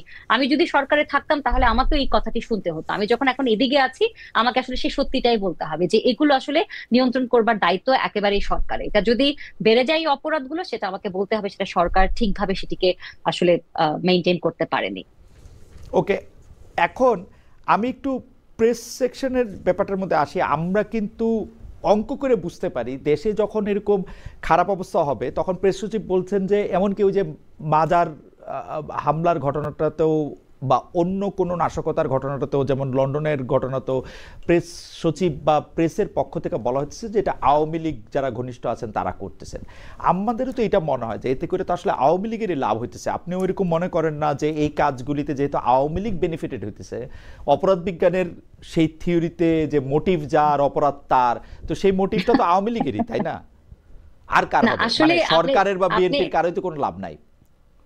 না, আপনি একটু আগে যেটা বললেন না যে বাইনারির ওই রাজনীতিটা এখনো আছে কিনা, আসলে আছে। কিন্তু যেমন আপনার সাথে গত সপ্তাহে দেখলাম যে ডক্টর জাহিদুর রহমানকে নিয়ে উনি ইসলাম নিয়ে কিছু কথা বলছেন, এরপরে দেখলাম ওনাকে নিয়ে অনেক ধরনের মেম হচ্ছে, অনেক ধরনের ভিডিও হচ্ছে, নাস্তিক, এগুলো হচ্ছে। এগুলো এই ট্যাগ দেওয়ার রাজনীতি থেকে আসলে কিন্তু আমরা বের হয়ে আসি নাই। আর দ্বিতীয় যে কথা আপনি যেটি বলছেন যে আওয়ামী লীগের লাভ হবে, আওয়ামী লীগ তো এখন আসলে ফর্মালি দেশে নাই। তারপরেও আপনি যদি মনে করেন তারা নির্বাচন যেন না হয় বা বিশৃঙ্খলা সৃষ্টির চেষ্টা করে, যে কোনো বিরোধী দলই তো আসলে সেটি চেষ্টা করে। যখন আওয়ামী লীগ সরকারে ছিল তখন কি বিরোধী দল চেষ্টা করেনি অরাজকতা তৈরি করার, বিশৃঙ্খলা তৈরি করার? এটা তো একটা নর্মাল ট্যাকটিক্স। কাজে এখানে কে লাভ হবে, কার ক্ষতি হবে, সেটি না দেখে আমি দেখবো যে সরকার আসলে এটিকে কতখানি নিয়ন্ত্রণ করতে পারছে। সরকার যদি সেটিকে নিয়ন্ত্রণ করতে না পারে, সেক্ষেত্রে আসলে এর উপরে তার উপরে দোষ দিয়ে আসলে সেটা আসলে খুব একটা কার্যকরী ভূমিকা পালন করবে না। আমি যদি ধরেও নেই আওয়ামী লীগ করছে, তার তাহলে কি হবে? তাহলে তো তার মানে তো এই না যিনি খুন হচ্ছেন, যিনি ধর্ষণ যাকে করা হচ্ছে, সেক্ষেত্রে তো আসলে সেটি পরিবর্তন হয়ে যাচ্ছে না চিত্রটি। এই ক্ষেত্রে সরকারের একটু দুর্বলতা রয়েছে কিনা সেটি নিয়ে নিশ্চয়ই প্রেস, আমাদের যে সহকারী প্রেস সচিব, সিনিয়র সহকারী প্রেস সচিব রয়েছেন, তার কাছ থেকে আমরা শুনি। আমরা মানে আমি জানি যে প্রেস সেকশনে কাজ করা আসলে নিশ্চয়ই খুব কঠিন। যেমন ধরেন আজকে যে কথাটি আলোচিত হচ্ছে, আমি জানি যে আপনি কিন অবজারভার, শুধু এখন সরকারি কাজ করছেন বলে তাই না, আপনি এগুলি খেয়াল করেন, আপনি এগুলি জমিয়ে রাখেন, এক ধরনের গ্রন্থনা করেন, এবং আপনার কাজ আমি আসলে খুবই পছন্দও করি। তো এই যে মন্ত্রীপাড়ায় নাসিরুদ্দিন পাটোয়ারির গোপন মিশন অপারেশন ছাগল, মানে আসিফ নজরুলের ছাগল চুরি করে জনাব নাসিরুদ্দিন পাটোয়ারি এবং জনাব রিফাত রশিদ মানে খেয়ে ফেলছেন না নিয়ে গেছেন না মজা করছেন বুঝি নাই। আমি এটা বুঝছি জনাব রিফাত রশিদ এনসিপির আরেকজন নেতা, তিনি এটাকে খুব ডিনায়ও করেন, তিনি বলছেন যে হ্যাঁ আমরা এটা করছি, আমরা এটা মজা করে এটা করছি। এইটা আসলে মানে প্রেস, আপনি আমাদের যদি একটু একাডেমিকভাবে একটু বলতেন যে প্রেস সেকশনে এইসব জিনিস আপনারা কীভাবে ডিল করেন, মানে একজন উপদেষ্টা যারা আমরা খালিদ ভাই আপনার জন্য বলি, এটা আমরা ডিল করি না, মানে এটা আমরা জাস্ট শুনলাম, বা আপনি যেরকম একটা খবরে দেখলাম, এর থেকে বেশি প্রেস সেকশনের এখানে কোনো দায়িত্ব আছে বলে আমরা মনে করি না। সো এইটা নিয়ে আমাদের ডিল করার কিছু নেই। তো এতটুকু বলতে পারি, প্রেস সেকশনের কেউ কোথাও দাওয়াত পায়নি। হ্যাঁ, সো এইটা নিয়ে এর চেয়ে বেশি খুব সিরিয়াস কমেন্ট করার মতো ঘটনা এটা আমার কাছে না আসলে। আচ্ছা, আমি কতটা সত্য কতটা মিথ্যা কতটা সিরিয়াস এটা বোঝা খুব মুশকিল। আমি জানি না, আমি শুধু এটার মধ্যে যেহেতু বাংলা আউটলুকের রিপোর্টটার মধ্যে যে দুইজন সেই ছাগল জনাব নাসিরুদ্দিন পাটোয়ারি এবং জনাব রিফাত রশিদের একজনের কোটেশন আছে, সেই জন্য আমি এটাকে একটু, আমার প্রশ্নের একটা দ্বিতীয় ভাগ আছে। দ্বিতীয় ভাগটা হচ্ছে যে আমি কিন্তু আপনারা প্রেস সেকশন থেকে কি করেন, মানে এই প্রেস উইং কি করেন সেটার আমি একজন নিবিড় পাঠক দর্শক এরকম বলা যেতে পারে। তো আমার হিসাব মতো আমার হিসাবে কিছু ভুলচুক হইতে পারে যে আপনাদের 22 জনের মতো উপদেষ্টা রয়েছেন, 25 জন, আরো 3-4 জন 5 জন মানে উপদেষ্টাদের সহকারী বা প্রতিমন্ত্রী পর্যায়ের রয়েছেন। আমি ধরে নেই যে এদের মধ্যে সংখ্যাটা যদি 30 জন হয়, কোন উপদেষ্টার বা প্রধান উপদেষ্টা বাদে কোন ঘটনা বা কোন অফিস নিয়ে আপনারা কথা বলবেন সেটা কে ঠিক করে দেয় আসলে? এটা কি প্রধান উপদেষ্টা নিজে ঠিক করেন নাকি প্রেস সচিব ঠিক করেন, বা আপনারা কিভাবে ঠিক করেন, মানে এটার সায়েন্সটা কি? না দেখুন, প্রথম হচ্ছে প্রধান উপদেষ্টা দপ্তর, ওনার অধীনস্থ যে সমস্ত দপ্তর আছে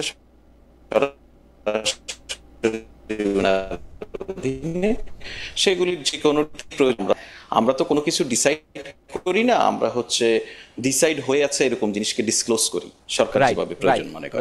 তো সেই জায়গা থেকে আমরা ওনার যতগুলি দপ্তর বা ওনার ডিরেক্টলি ওনার আন্ডারে যা আছে প্রত্যেকের কাজ যখনই যেটা চায় সেভাবে করি। কখনো কখনো কোনো অ্যাডভাইজার যদি ওনাদের কোনো ডিসক্লোজারের জন্য আমাদেরকে রিকোয়েস্ট করে আমরা সেটা করি। এটা আমাদের প্রতি রিকোয়েস্টটা আসার অন্যতম কারণ হচ্ছে, ধরুন খালিদ ভাই আপনি তো কালচারাল মিনিস্ট্রিকে এভাবে অবজার্ভ করেন না, সেও আপনার চোখে আসলে আসতে চায় কখনো কখনো আমাদের মাধ্যমে, যেহেতু আমাদেরকে অবজার্ভ করেন। ওই বিবেচনায় খুবই পাবলিক জিনিসপত্র যেগুলি মানুষের সামনে নিয়ে আসা প্রয়োজন মনে করে, যে কোনো অ্যাডভাইজার যদি মনে করেন যে আমাদের এই সহযোগিতাটুকু নিবেন, সেক্ষেত্রে আমরা তাদেরকে করি। এটা ঠিক করি হচ্ছে একটা ওয়ার্কিং রিলেশন তৈরি হয় না, কাজের একটা ইটসেলফ প্যাটার্ন তৈরি হয়ে যায়। আমরা কিন্তু উপদেষ্টাদের মধ্যে কাউকে কাউকে দেখতেছি যারা আপনারা যাদের নিয়ে বেশি খবর করেন, কাউরে নিয়ে কম খবর করেন। আবার অনেক ক্ষেত্রে আমি দেখতে পাই, আমি একদম স্পেসিফিক উদাহরণ দিই ফয়েজ, আপনি বুঝবেন, মানে ভাই আপনি তো যেটা বলছেন তাতে উপদেষ্টারা আমাদেরকে পক্ষপাত মনে করবে, কেউ মনে করবে আমরা তাদের না, কারণ আপনি পক্ষপাত করতেছেন তো অন্ততপক্ষে 12-13 জন উপদেষ্টা আপনাদের মানে আপনাদের লাইটেই নাই, 8-10 জন আছে। সেটা কেন আছে সেটাই আমি একটু বুঝতে চাইতেছি। ধরেন প্রায় একই ধরনের কাজ করতেছেন, আমরা উপদেষ্টাদের প্রায় একই ধরনের কাজ করতেছেন, কাউকে তো আমরা নিজেরা লাইটে নিয়ে আসা বা লাইটে আনার ক্ষমতা তো আমাদের নেই। আমরা বরঞ্চ উপদেষ্টাদের কাজের মধ্যে দিয়ে এই ডিসক্লোজারের ফলে আপনার লাইটে একটুখানি আমরা আসি। না ফয়েজ, এটা ঠিক কথা না, আমি আপনাকে বলি তাহলে আপনি বুঝবেন। যেমন ধরেন প্রায় একই রকম পররাষ্ট্র বিষয়, কূটনীতি বিষয়ে কাজ করেন জনাব খলিলুর রহমান এবং জনাব তৌহিদ হোসেন, একজন বাংলাদেশের পররাষ্ট্র উপদেষ্টা। জনাব ফয়েজ আহমেদ, আপনি কি চলে গেলেন না আছেন? আপনাকে আমি দেখতে পাচ্ছি না। আমার মনে হয় যে আমি প্রশ্নটা করে রাখি, কারণ হচ্ছে যে একই রকম কাজ দুইজন যখন করেন পররাষ্ট্র বিষয়ক, একটু আবার সম্ভব, আমি প্রশ্নটা আবার করতেছি। ধরেন ফয়েজ, আমাদের দুইজন আছেন উপদেষ্টা, একজন জনাব খলিলুর রহমান, একজন জনাব তৌহিদ হোসেন, তারা দুইজন একই রকম কাজ করতেছেন, ধরা যাক। এর মধ্যে আপনারা যে খলিলুর রহমান সাহেবকে নিয়ে রিপোর্ট করবেন বা তৌহিদ হোসেন সাহেবকে নিয়ে রিপোর্ট করবেন বা খলিলুর রহমান সাহেব নিয়ে করবেন না, এটা কি হয় ঠিক হয়? মানে এইটার ক্রাইটেরিয়নটা কি? ধরা যাক আপনারা মৎস্য উপদেষ্টারে বেশি গুরুত্ব দিবেন, মুক্তিযুদ্ধ বিষয়ক উপদেষ্টাকে কম গুরুত্ব দিবেন, এটা কি হয়? আপনি জি ওকে, খুব সিম্পল। শুনেন, আমি আপনাকে খুব ক্লিয়ার করি। প্রথম কথা হচ্ছে জনাব খলিলুর রহমান এবং জনাব তৌহিদ হোসেনের বিষয় যেটা আপনি নিয়ে এসেছেন, এই দুটো একটা স্পেসিফিক বলাতে আমি বলি, জনাব খলিলুর রহমান তো মাননীয় প্রধান উপদেষ্টার সঙ্গে সরাসরি কাজ করেন, তো ওনার ক্ষেত্রে ওনার এই পাবলিক ডিসক্লোজারের জন্য অন্য কোনো ওয়ে নাই আমরা ছাড়া। এক তো ওনার ক্ষেত্রে করি। আবার কখনো কখনো ফরেন মিনিস্ট্রির যে সমস্ত কার্যক্রম প্রধান উপদেষ্টার সঙ্গে সম্পৃক্ত, যদি আপনি খেয়াল করে থাকেন যে গতকালকে যে প্রেস কনফারেন্সটি হয়েছে জাতিসংঘে সফর নিয়ে, সেটা কিন্তু প্রেস উইং সহযোগিতা করেছে ফরেন মিনিস্ট্রিকে। এর বাইরে ফরেন মিনিস্ট্রির কিন্তু একটা বিশাল জনকূটনৈতিক বিভাগ আছে। ফরেন মিনিস্ট্রির অপরাপর যে সমস্ত কাজ সাধারণত সেগুলি ফরেন মিনিস্ট্রি করে থাকে। কখনো যদি ফরেন মিনিস্ট্রি আমাদের অ্যাসিস্ট্যান্ট প্রয়োজন মনে করে, আমরা সেক্ষেত্রে করি। আর আপনি বলছেন যে মৎস্য উপদেষ্টা বা মৎস্য প্রাণী বিষয়ক উপদেষ্টাকে কতটা গুরুত্ব দিবেন, ধর্ম বিষয়কে কতটা গুরুত্ব দিবেন না, সেটা আসলে ওই যে আমি যেটা বললাম, যে কেউ যদি প্রয়োজন মনে করে আমরা সহযোগিতা করতে প্রস্তুত থাকি। আমরা তো কাজের মানুষ, কাজ করতে ভালোবাসি, আমরা কাজটা করে দেই। এক আরেকটা বিষয় হচ্ছে, দেখুন এখানে ঠিক মানে এইটা একটা পরিষ্কার বিষয় যে আমরা কমিউনিকেশনের যেই জায়গাটায় সরকারের কাজ করি, কোনো কারণে যদি আমরা কোনো কিছুতে কমিউনিকেশনের ডিসরাপশন মনে করি, কোনো কারণে যদি কমিউনিকেশনের ক্ষেত্রে কোনো ভুলভ্রান্তি হচ্ছে বা ঠিক যেভাবে হওয়া উচিত বলে আমরা উচিত নয় সেভাবে হচ্ছে, বা কোনো সাজেশন প্রয়োজন হয়, আমরা কখনো কখনো প্রোঅ্যাক্টিভলি যোগাযোগ করি। আমাদের কোনো অ্যাসিস্ট্যান্স প্রয়োজন হলে আমরা সেটা দেওয়ার চেষ্টা করি।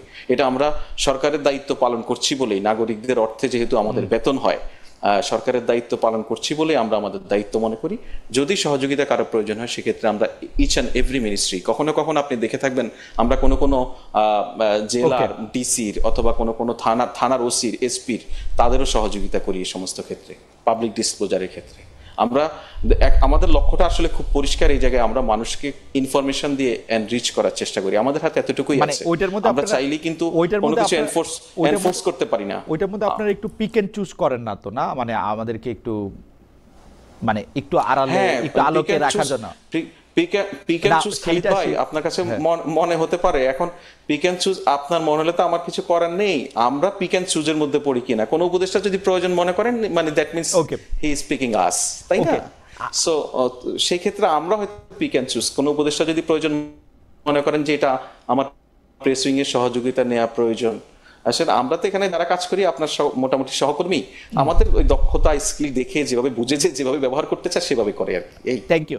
আমি এটা জটিল কোনো সমীকরণ না। আমি একটু মানে নতুন ধরনের অপরাধ, মানে সেটি অপরাধ কিনা আমি জানি না, মানে যেহেতু আজকে প্রথম আলো একটি প্রধান সংবাদ করেছে, অধ্যাপক ওয়ারা আপনি জানেন, যে সংবাদটি হচ্ছে যে টিউলিপ সিদ্দিক, যিনি লেবারের একজন এমপি, ক্ষমতাসীন লেবার দলের একজন এমপি, তিনি বাংলাদেশের নাগরিকত্বটি এখনো বজায় রেখেছেন, এই মর্মে একটি খবর প্রকাশিত হয়েছে। তার এনআইডি কার্ড, তার পাসপোর্ট ইত্যাদি ইত্যাদি ইত্যাদি, যেটিকে আবার পরে আপনি জানেন যে ডেইলি এক্সপ্রেস, লন্ডনের আরেকটি দৈনিক, তারা একটা বলছে যে এটা স্টারমারের জন্য একটা নাইটমেয়ার, এবং এই মিথ্যা কথাটা তিনি আসলে কেন বললেন, আপনি what is you take about it? মানে টিউলিপ সিদ্দিকের মতো এরকম, এবং উনি তো মানে লেবারে আসলে গুরুত্বপূর্ণ দায়িত্বেই ছিলেন, এবং আমরা জানতে পারি যে তিনি স্টারমারের খুব ঘনিষ্ঠও ছিলেন, যেটি আসলে এক্সপ্রেস আজকে অনেকটা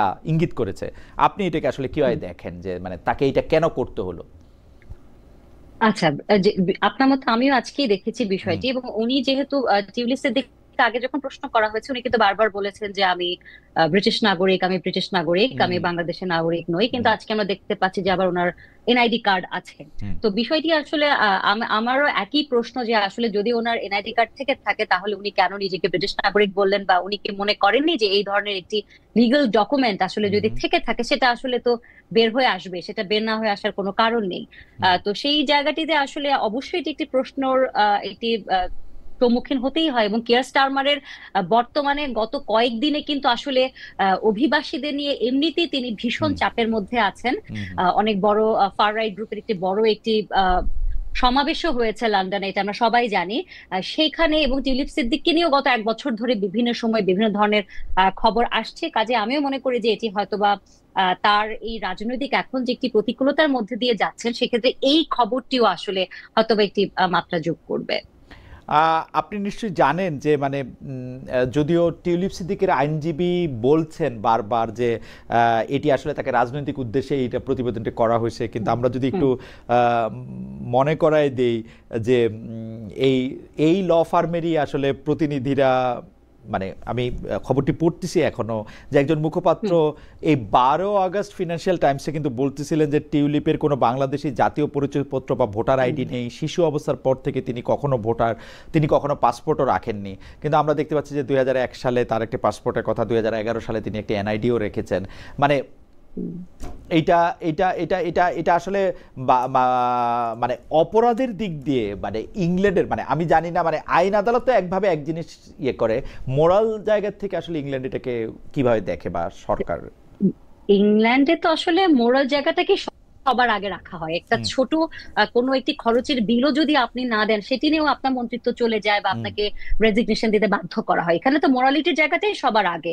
কাজে আপনি যখন আপনার রিপ্রেজেন্টেটিভ যখন বলছে যে আপনার বাংলাদেশে কোনো ভোটার আইডি নেই, কোনো লিগাল ডকুমেন্ট নেই, কিন্তু পরবর্তীতে যখন প্রমাণিত হচ্ছে যে সেটি আছে, ডেফিনেটলি নিশ্চিতভাবেই সেটি একটি মোরালিটির জায়গা থেকে যদি বলেন, সেটা ডেফিনেটলি সেটাকে তাকে একটি প্রশ্নবিদ্ধ করে। এবং সেই জন্যই বললাম যে যেহেতু কিয়ার স্টারমার এই মুহূর্তে অভিবাসীদের নিয়ে, অবৈধ অভিবাসীদের নিয়ে বিভিন্ন ধরনের প্রতিকূলতার মধ্য দিয়ে যাচ্ছেন, সেখানে তার খুব কাছেরই একজন, তাকে নিয়ে গত 1 বছর ধরে অনেক ধরনের কথা হচ্ছে।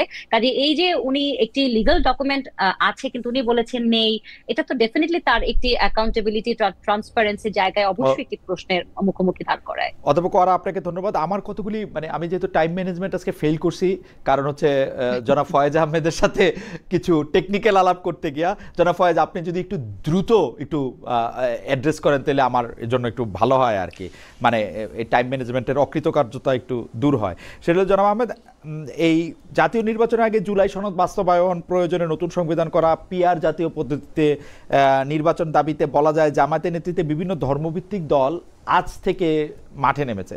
ঐক্যমত্য কমিশন আলোচনাও শেষ হয়ে যায় নাই, জুলাই সনদও চূড়ান্ত হয় না। এই অবস্থায় মাঠের কর্মসূচির সমালোচনাও করে যাচ্ছে কিন্তু বিএনপি। কিন্তু অন্তর্বর্তী সরকার এত নীরব কেন, নাকি ঠিকই আছে? খালিদ ভাই, আমি আপনাকে একটু সহযোগিতা করি, যেহেতু আপনি টাইমের কথা বলছেনই। এই জায়গাটায় আমি আপনাকে খুব টেকনিক্যাল জায়গায় না যাই, আমি আপনাকে খুব থ্যাংক ইউ পরিষ্কার করে দেখুন। সাম্প্রতিক সময়ে একটা আলোচনায় আমি নিজে অংশ নিয়েছিলাম, সেখানে আলাপ হচ্ছিল যে হঠাৎ করে কেন জাতীয় ঐক্যমত্য কমিশন একদম চুপচাপ। কোন সময় আলোচনাটা হচ্ছিল জানেন? যে সময় ঢাকা বিশ্ববিদ্যালয়ের ছাত্র সংসদ নির্বাচন নিয়ে পুরো দেশ একদম এক ধরনের বড় অ্যাটেনশন দিয়ে রেখেছিল আর কি। তো সে সময় আমি তখন তাদেরকে রিকোয়েস্ট করেছিলাম যে আপনারা কি গত কয়েকদিনে, কয়েক সপ্তাহে জাতীয় ঐক্যমত্য কমিশনের কোনো খবর নেওয়ার চেষ্টা করেছেন? তো বললো যে না। আপনি খবর নেওয়ার চেষ্টা করেননি আর বলছেন তারা চুপচাপ। তারা তো তাদের কাজ করছে। একইভাবে আমি আপনাকে এই জায়গায় বলি, সরকার চুপচাপ নয়, জাতীয় ঐক্যমত্য কমিশনও চুপচাপ নয়। খুব নিবিড়ভাবে এই বিষয়টা যত সুন্দরভাবে ঐক্যমত্যের ভিত্তিতে একটা সলিউশনে পৌঁছানো যায় সেটার চেষ্টা হচ্ছে। আমি আপনাকে যেটা বলছি, আমি কোনো টেকনিক্যাল জায়গায় যাব না। আরেকটা হচ্ছে যে কিছু রাজনৈতিক দল ইতিমধ্যে আলোচনার টেবিলে থাকা সত্ত্বেও অপরদিকে মাঠে কর্মসূচি দিয়েছে। আমি একজন রাজনৈতিক প্রতিবেদক ছিলাম যখন সাংবাদিকতা করেছি। আমার অভিজ্ঞতা হচ্ছে যে রাজনীতিতে এইটা খুব বেশি যে নতুন জিনিস তা নয়। রাজনীতিতে অনেক সময় টেবিলের আলোচনার পাশাপাশি মাঠেও সক্রিয় থেকে বোঝানো হয় সেই দাবি পক্ষের যৌক্তিক বা চাপ যে জনভিত্তি রয়েছে সেটা বোঝানোর একটা চেষ্টা। আমি পলিটিক্যালি এটাকে আন্ডারস্ট্যান্ড করি যেভাবে, এটা একটা বিষয়। আর আপনাকে একটা আমি আশার খবর বলি, সেটা হচ্ছে যে আমার যতটুকু আন্ডারস্ট্যান্ডিং, জাতীয় ঐক্যমত্য কমিশনের কাজ দেখা বা তাদের সঙ্গে পলিটিক্যাল পার্টিগুলির আন্ডারস্ট্যান্ডিংয়ের জায়গায় নিয়মিত যোগাযোগের জায়গা, তার ভিত্তিতে আমি বিশ্বাস করি আমাদের সবগুলি রাজনৈতিক দল তাদের জায়গা থেকে কিছু ছাড় দিবে। আমাদের সবগুলি রাজনৈতিক দল তাদের জায়গা থেকে এগিয়ে এসে এটা খুব দ্রুতই বাস্তবায়নের পথ পদ্ধতি ঠিক করে একটি জাতীয় ঐক্যমত্যে পৌঁছাতে সক্ষম হবে। খালেদ ভাই, আমি এখানে একটু, আপনি যদিও টেকনিক্যাল বিষয় জানতে চাইছিলেন না, আমি একটু টেকনিক্যাল কথা একটু বলতে চাই, যে এটাকে একটু বলতে পারি? জি প্লিজ, একটু যদি সংক্ষেপে বলেন। জি, গতকালই একটু বলা হয়েছে যে জুলাই ঘোষণাপত্রটাকে কাজে লাগিয়ে আসলে গণভোট বা সংবিধান আদেশের মাধ্যমে জুলাই সনদকে একটি কার্যকরী ভূমিকার দিকে নিয়ে যাওয়া যাবে। তো সেক্ষেত্রে আমার যে টেকনিক্যাল জায়গাটাতে যে সমস্যাটা হচ্ছে গতকাল থেকে, যে আসলে জুলাই ঘোষণা তো কোনো আইনি দলিল না, এটা একটা পলিটিক্যাল একটা অভিপ্রায়ের একটি সমষ্টিগত কিছু ইচ্ছের কথা। কাজে যেটি নিজেই কোনো লিগ্যাল ডকুমেন্ট না, এটা সাংবিধানিক কোনো ভিত্তি নেই, সেটি কিভাবে একটি জুলাই সনদকে আরেকটি ডকুমেন্ট বলে একটা বিষয়। আরেকটা বিষয় তারা বলছে যে যদি এটি কার্যকর হয় তাহলে সেটি তাৎক্ষণিকভাবে কার্যকর হয়ে যাবে, এবং তার পরপরই আবার বলছে যে গণভোট হতে পারে যা অনুষ্ঠিত হবে আগামী জাতীয় নির্বাচনের দিকেই। তো যদি সেটি তাৎক্ষণিকভাবে কার্যকর হয়েই যায় তাহলে কেন আবার গণভোট লাগবে? আর গণভোটের মাধ্যমে যদি সেটি আসলে বিপক্ষ কোনো মত আসে তাহলে কি আবার আমরা বলবো জুলাই সনদ আসলে কার্যকরী হচ্ছে না? অধ্যাপক ওয়ারা, আপনি যে প্রশ্নটি তুলেছেন সেটি আমারও মনের প্রশ্ন, কিন্তু আমার ধারণা জনাব ফয়েজ আহমেদ এই প্রশ্নের উত্তর আগে দিয়ে দিয়েছেন। আমার কাছে মনে হয়েছে, তারপর একটু যদি দেন, আমার কাছে মনে হয়েছে যে এগুলি পলিটিক্যাল বার্গেন, এগুলি নানা সময় নানা হবে। Just quick response. আপা যে বিষয়গুলি বলেছেন প্রত্যেকটা আলোচনায় ভিন্ন ভিন্ন লোকের মধ্য দিয়ে এসেছে। হ্যাঁ, ধরুন কেউ বলছে যে এখনই কার্যকর হয়ে যাবে, যিনি এটা বলছেন তিনি কিন্তু আবার বলছেন না যে গণভোটের মধ্যে দিয়ে এটা কার্যকর করতে হবে। সো ভিন্ন ভিন্ন প্রস্তাব, তো সবগুলি এখনো আপা প্রস্তাব আকারে আছে। যতগুলি কনফিউশন বা টেকনিক্যাল ইস্যুজ আছে সব প্রস্তাব আকারে আছে, সবগুলি নিয়ে সবাই খুব সক্রিয়ভাবে কাজ করছে। পলিটিক্যাল পার্টিগুলির তো বেসিক্যালি একটা উইং এখানে এখন ইনভলভ হয়ে পড়েছে, তারা কাজ করছে, এটা একটা সলিউশনের দিকে যাচ্ছে, আশা করি চলে যাবে। আচ্ছা, আমি একটু আমাদের দুইজন দর্শকের মতামত আমি পরপর একটু চোখে পড়ছে, তাদের একটু মতামত বলি। জাহাঙ্গীর বাস্তা, ওনার নাম মানে বাস্তা, হ্যাঁ, একই লোক একই আলোচনা, কোনো ভিন্ন মতের মানুষ নাই। অর্থাৎ তিনি আমাদের তিনজনকে বলছেন যে আমরা একই লোক একই ধরনের আলোচনা করতেছি, কোনো ভিন্ন মতের মানুষ নাই। আর তারপরে একজন প্রশ্ন করেছেন, এই প্রশ্ন আমার জন্য, খালেদ ভাই, লোকে বলে আপনি আওয়ামী লীগের পক্ষে, এ কথা কতটুকু সত্য? ভাই আপনিও বলেন যে আমি কতটুকু সত্য, এটার আমি কি বলবো। আমি প্রশ্নটা করি জনাব ফয়েজ আহমেদ। প্রশ্নটা হচ্ছে যে সম্প্রতি প্রধান উপদেষ্টা প্রেস সচিব জনাব শফিকুল আলম অনেকটা সরকারের ভাষ্য হিসেবেই বলেছেন পৃথিবীর কোনো শক্তি ফেব্রুয়ারি জাতীয় নির্বাচন ঠেকিয়ে রাখতে পারবে না। সেই বক্তব্যে তিনি কার্যক্রম নিষিদ্ধ থাকা আওয়ামী লীগের সাম্প্রতিক ঝটিকা মিছিল নিয়েও কথা বলেছেন। এই প্রশ্নটি আসলে জনাব অধ্যাপক ওয়ারাও একটু নিশ্চয়ই বলবেন। নির্বাচন আয়োজনে তার বক্তব্য কি আওয়ামী লীগের প্রতি হুঁশিয়ারি, নাকি জুলাই মিত্রদের মধ্যে যারা নির্বাচনে অনাগ্রহী তাদেরকে আকৃষ্ট করার জন্য? তা আপনারা কি মনে করতেছেন যে আওয়ামী লীগ আসলে ইলেকশনটা পিছাতে চাইতেছে অ্যাক্টিভলি?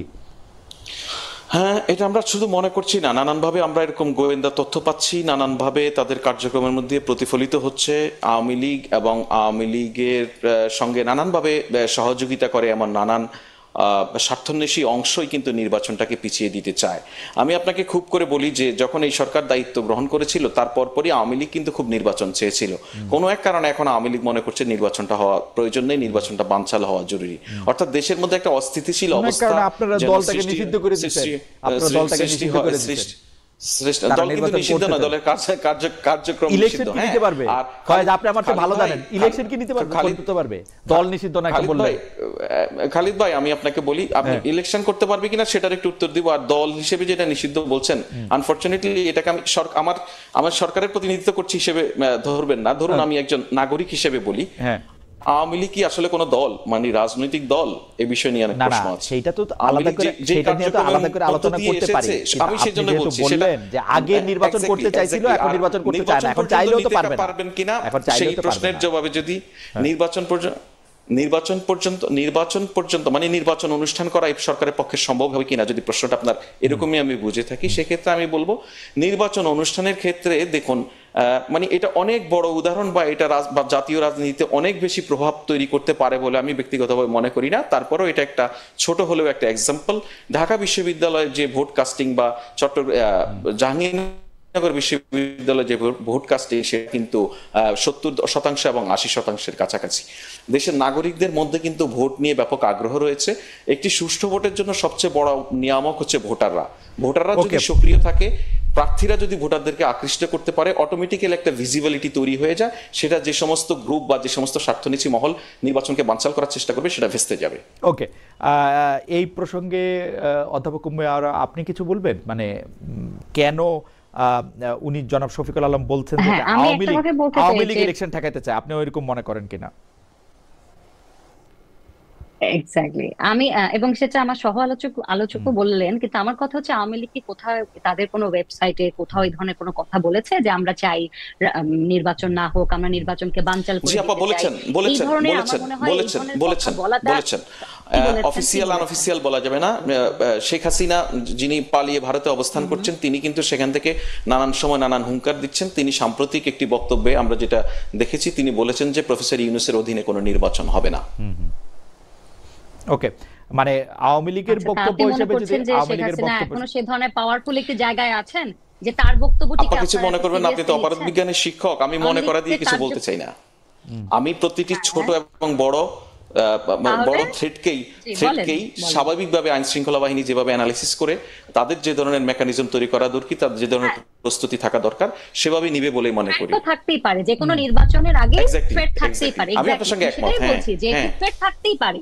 আর কেউ ষড়যন্ত্র করতেই পারে, কেউ অনেক ধরনের থ্রেট দিতেই পারে, কিন্তু সেটিকে আসলে না কেন্দ্র করে একটি মানে মন্তব্য যখন আমার আসে আমার তখন আমার আসলে কাছে, মনে হয় যে বিষয়টাকে আপনারা অনেক সিরিয়াসলি না নিচ্ছেন। না আমার সেই কাছে জায়গাটিতে আমার কাছে আমরা মনে হয় আগামী আমার মনে হয় নির্বাচনের জন্য অধ্যাপক, যতগুলি ঘটনা, ছোট থ্রেট বড় থ্রেট, সবগুলিকে সিরিয়াসলি নিচ্ছি। ওকে ঠিক আছে, ছোট থ্রেড বড় থ্রেডের মধ্যে আমরা এখন নির্বাচনের বিষয় এখন খুব যারা সিরিয়াস। জামায়াতে ইসলামী যখন পিআর বা অন্যান্য বিষয় নিয়ে আসলে আন্দোলনে যাচ্ছে, বলতেছে আগের নির্বাচন মানে গণভোট না করে জাতীয় নির্বাচন করা যাবে না, তাদেরকেও আপনারা মনে করেন যে এটা আসলে আওয়ামী লীগকে ফেসিলিটেট করার জন্য তারা করতেছে, নাকি আওয়ামী লীগ যে নির্বাচনটা বানচাল করতে চায় এটা তারা বুঝতেছে না?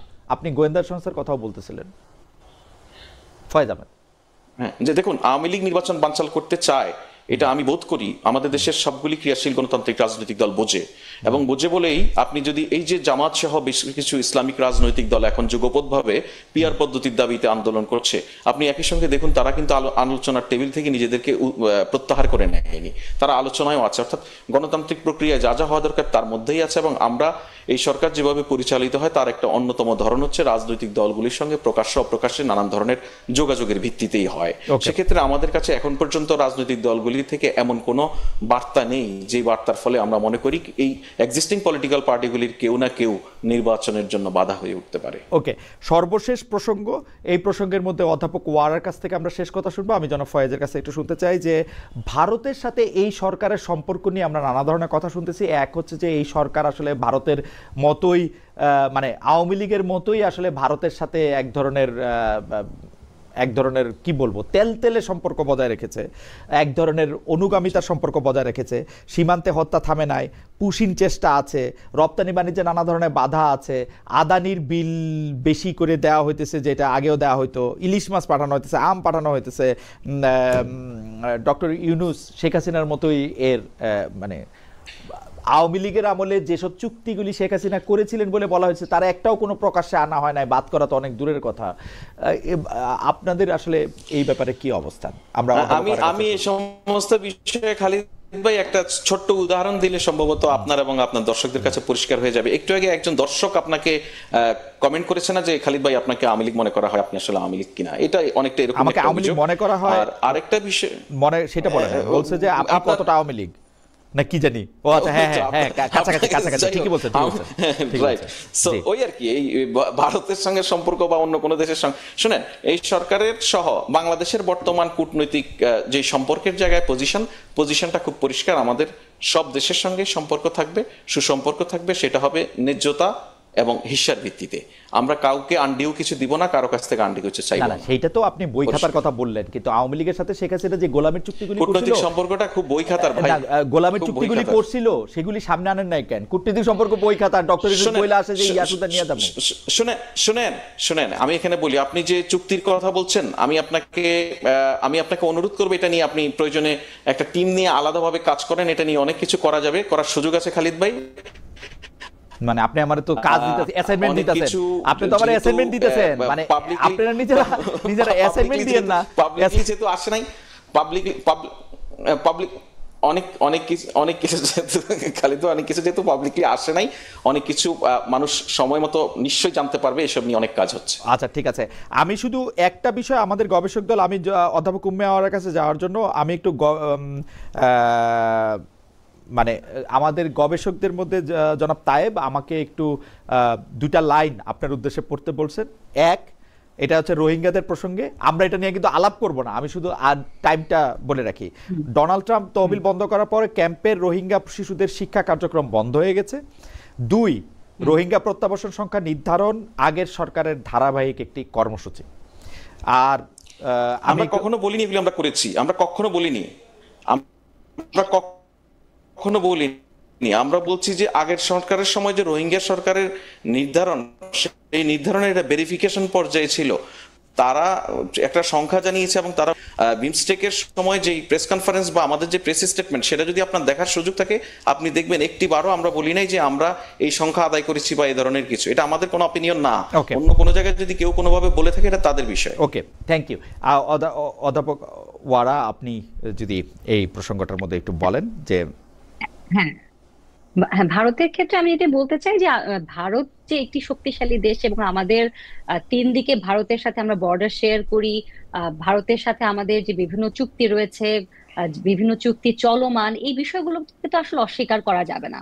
এখন এক একটি সরকারের সাথে এক একটি দেশের সম্পর্ক কখনো কিছুটা ভালো হবে, কখনো কিছুটা কম ভালো থাকবে, এটা কিন্তু স্বাভাবিক প্রক্রিয়া।